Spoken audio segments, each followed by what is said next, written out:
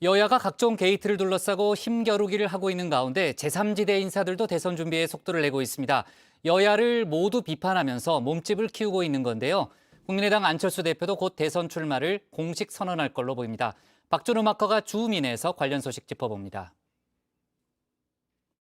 민주당이 기대하지 않고 그다음에 그냥 망했어요. 왜냐하면 구조적으로 불가능하거든요. 이제 대깨문 중심, 그다음에 김어준이나 선무당이 있잖아요. 이 땅이라는 게 몽땅 토착 외구고, 뭐 기득권이고, 뭐 수구 세력이고, 그다음 정권이 그래도 지금 정권보다 요만큼은 나아야 되지 않겠어? 여기에다가 확신을 줘야 되거든요. 근데 그 확신을 지금 못 주고 있는 상태, 그러니까 다듬어지지 않는 거예요.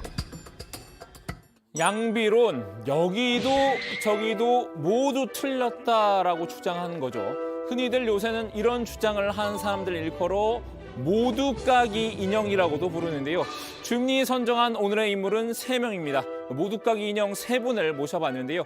한 명씩 순차적으로 공개하겠습니다. 먼저 첫 번째 인물부터 줌인하겠습니다. 영화보다 더 영화 같은 놈놈놈들의 전쟁이 벌어지고 나쁜 놈들 전성시대처럼 혐오적이고 파괴적인 과거를 둘러싼 전쟁만 펼쳐지고 있는 겁니다. 먼저 안철수 국민의당 대표입니다. 여야 대선판에 대한 인상평을 하는 장면인데요. 여당은 대장동, 야당은 고발사주 등 각종 게이트의 수렁에 빠져 있다는 점을 지적한 건데요. 누가 되든 국민은 패배자인 상황이라고 진단했습니다. 한마디로 여야 모두 노답이란 말이죠. 안 대표가 이렇게 모두 까기에 나선 이유는 뭘까요? 답은 안 대표가 인용한 영화 범죄와의 전쟁 한 장면 속에 나와 있습니다. 대본에 그게 아니라 이 명분이 없다 아닙니까, 명분이. 대선 출마를 위한 명분을 쌓겠다는 심산인데요. 지난 서울시장 재보궐선거에 출마하면서 본인이 내뱉은 말이 있죠. 무너져 내리는 대한민국을 피를 토하는 심정으로 지켜보면서 지금은 대선을 고민할 때가 아니라 서울시장 선거 패배로 정권 교체가 불가능해지는 상황만은 제 몸을 던져서라도 막아야겠다는 생각을 했습니다. 대선에 출마하지 않고 서울시장에 출마하겠다고 공언한 건데요. 결국 이번 대선에 출마하려면 말을 뒤집은 합당한 명분을 제시할 수밖에 없는 상황입니다. 그 명분을 쌓기 위한 알맞은 방편 중 하나가 바로 거대 양당 양비론인 거고요. 안 대표 오늘은 민주당 이재명 후보의 국감을 지켜보며 이런 비평을 내놨습니다. 이재명 지사는 광대지수로 국민들의 판단력을 흔들어대며 그의 악마적 재능을 유감없이 보여주었습니다. 치밀한 범죄 설계자이자 최강 빌런인 고담 씨의 조커를 능가하는 모습에서 국민들께서는 절로 감탄하셨을 겁니다. 또한 50억 뇌물수수 빌미를 제공한 제1야당은 이 지사에게 국민의힘 게이트라는 수모를 겪으며 제1야당의 무능과 부도덕함만 더 적나라하게 드러냈습니다. 국민의당 대선기획단과 공천관리위원회를 구성했죠. 본격적인 대선 준비에 들어간 건데요. 국민의힘도 안 대표의 출마를 기정사실로 받아들이는 분위기입니다. 홍준표 의원은 아예 한 발 앞서 안 대표와 단일화 가능성도 열어놨습니다. 가치동맹을 기준으로 서로 합치고 하는 것은 언제나 열려있는 상황이고 사실 본선 가서도 마찬가지입니다. 본선 가서도 안철수 후보와 가치동맹도 똑같이 할 수가 있습니다. 물론 국내힘에는 안철수라고 하면 학을 떼는 이들도 있습니다. 나왔자 정권 교체에 득이 될 게 없다는 입장인데요. 정권 교체에 대한 열망은 굉장히 강하기 때문에 그런 어떤 단독 행동을 하는 사람들은 굉장히 지탄받을 가능성이 있다. 후보들 사이에서 야권 전체로. 야권 그것은 국민의당 포함입니다. 저는 탄핵 이후의 선거에서 안철수 대표가 가졌던 공간만큼의 공간이 나오지 않을 것이다. 안 대표가 이번 대선에서 변수가 될 수 없다고 하는 분도 있죠. 불출마 약속을 지키고 가만히 있는 게 도리라고 한 건데요. 제3지대 후보가 우뚝 한 12월쯤에 나올 수도 있다. 안철수 대표가 그 역할을 할 수 있진 않겠느냐. 나는 그거는 불가능하다고 생각을 해요. 그 약속을 지켜야죠. 그 자기가 대통령 후보로 나간다 할 것 같으면 결국은 또 진영의 분열을 가져오는 그런 짓을 갖다가 나는 허리라고 생각하지 않아요. 김종인 전 국민의힘 비대위원장 평소에도 안 대표에게는 야박한 평을 내놨었죠. 내년 대선에서 야권의 승산이 크다고 보고 있는데요. 그래도 제3지대의 가능성을 아예 닫아둔 건 아닌 듯합니다. 그 제3지대 인사 가운데 깐부를 맺고 싶은 인물은 안 대표 말고 따로 있는 것 같습니다. 저는 깐부가 꽤 여럿이 있습니다. 네, 오늘의 두 번째 인물 김동연 전 경제부총리입니다.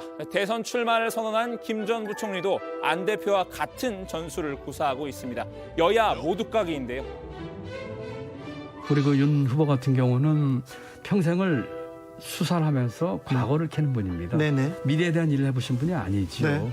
도덕성이나 고위 공직자로서의 어떤 가져야 될 그 덕목이나 네.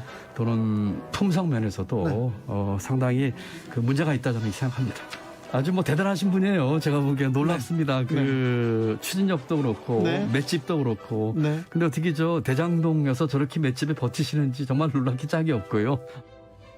그러니까 윤석열도 이재명도 둘 다 아니라는 주장입니다. 자신이 이번 대선에 나서야 한 이유도 바로 이 때문이란 거겠죠. 김 전 부총리는 신당 창당 작업에도 속도를 내고 있다고 하는데요. 저희는 기존의 강관 양당 구조를 깨는 새로운 당을 좀 만들어볼 생각을 하고 있습니다. 아래로부터의 반란을 일으키는. 그래서 우리 사회가 그동안 강관 양당 구조로부터 오는 그 하향식 의사결정의 구조를 좀 깨보는 그런 당을 만들어 볼까 생각 중에 있습니다. 김 전 부총리 정치 초년명 시절 안 대표와 마찬가지로 새 정치를 내세우고 있습니다. 다만 그간 안 대표와의 연대는 선을 그어왔었죠. 끝까지 독자 행보를 강조해 왔었지만 최근 한 발 물러난 듯합니다. 안철수 대표와 연합하실 생각은 없으신지요? 물어봅니다. 따로 또 같이 한번 생각해 보겠습니다. 제3세력에 있는 분들이 해왔던 것 중에 제가 실패한 이유에 대한 것을 생각하면서 따르고요. 가치는 이와 같은 양당 구조를 깨는 문제나 또는 제가 얘기하는 기득권 공화국을 깨서 김 전 부총리는 이 깬다라는 용어를 습관적으로 사용하는데요. 혼자서 나아가든 누구와 손을 잡든 결국 가장 깨고 싶은 건 바로 이 승자 독식 구조라고 합니다. 대한민국 현상적인 문제를 제시하면서 이 문제의 가장 뿌리에 있는 근본 문제는 무엇일까를 저는 승자 독식 구조라고 얘기를 했습니다. 우리 지금 사회가 오징어 게임입니다. 자, 이제 오늘의 마지막 인물입니다. 오징어 게임 같은 사회를 개혁할 자신만의 비법이 있다고 자부하고 있는데요. 차라리 허경영 당선시켜서 1억 받고 2달 만에 월 150 평생 받아. 모든 문제가 해결되고 여야 싸우는 일이 없도록 내가 되면은 조용해져. 전부 정신계획대로 가니까. 허경영 국가혁명당 명예대표입니다. 어제 대선 예비후보 등록을 마쳤습니다. 오징어 게임에 나오는 진행 요원과 비슷한 차림이죠. 이렇게 핑크 점프수트를 입고 검은색 마스크를 쓴 수행원들과 함께 등장했는데요. 최근 허 명예대표의 마케팅 전략 바로 허경영 게임입니다. 게임의 룰은 드라마처럼 우승자 한 명에게 거액의 상금을 몰아주는 게 아니고요. 18세 이상 전 국민에게 1억 원을 지급하겠다는 공약입니다. 나라에 돈이 없는 게 아니라 도둑놈이 많다. 바로 이 캐치프레이를 내세우고 있죠. 허 명예대표가 말하는 도둑놈, 바로 여야 양당입니다. 이 여야는 이번에 분명하지 못한 의혹의 늪으로 들어갔어요. 그러니까 이번에는 제3의 중도적인 인물이에요.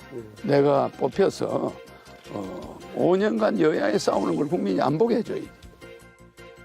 안철수, 김동연 두 사람의 주장과 결이 유사한데요. 사실 허 명예대표 철수에게 외면받고 상수를 택했던 아픈 기억이 있죠. 국가혁명당과 국민의당 이 정당 차원에서 서로가 추구하는 정책에 대한 토론과 국민의 뜻을 묻는 국민 경선을 통하여 단일화할 것을 제안합니다. 존경하는 국민의당 안철수 대표님, 답변을 기다리겠습니다. 지역 개발에는 아마 나는 우리 이 안상수 시장님만한 분이 나는 없다고 생각해요. 인천이 그렇게 바뀔 거는 상상도 못했어요. 그러니까 이제 상수는 홍준표 의원에게 갔으니 다시 철수인가 보군요. 자, 오늘은 이렇게 제3지대 모두까기 인형 3인방의 근황을 살펴봤는데요. 여야가 박빙의 싸움을 벌이는 이번 대선, 제3지대가 캐스팅 보터 역할을 할 수도 있다는 전망이 나오고 있습니다. 앞으로도 제3지대 인사들의 동향 종종 전해드리겠습니다. 오늘 주민 한마디 정리합니다. 제3지대 트렌드는 여야 모두 각이 캐스팅 보터 될까?